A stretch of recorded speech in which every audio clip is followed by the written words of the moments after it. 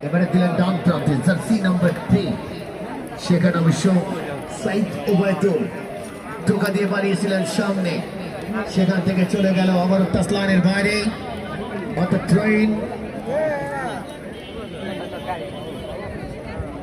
জর্মানের sporting club সাদুরপুরের পক্ষে চমৎকারভাবে ব্লকটা তৈরি করেছিলেন। পরবর্তীতে লেফট উইং ব্যাক ক্লিয়ার করলেন।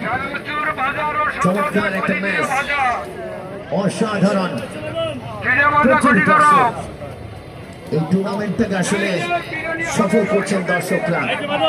আমি মনে করি টুর্নামেন্ট কমিটির সার্থক। হাজার হাজার দর্শকরা তারা মাঠে এসে খেলা দেখছেন, ফুটবলের প্রেমে পড়ে গেছে। এই শিবচরের মানুষ, মাদারীপুরের মানুষ, পাঁচচরের মানুষ।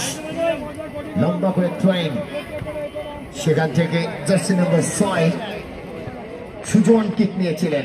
দলনায়ক সামিউল দেখতে পারেননি, সেখান থেকে রিয়াজুলের হেড দিলেন ডান প্রান্তে। জার্সি নাম্বার 3 সাইদ ওবায়দুলের উদ্দেশ্যে বলটা পাঠিয়েছিলেন, সেখান থেকে ট্রেন যশোরের পক্ষে।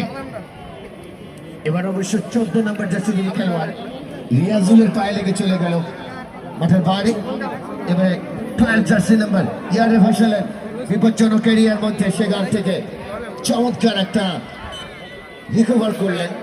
রেফারি সুমন তিনি কিন্তু বাঁশিতে বাজালেন।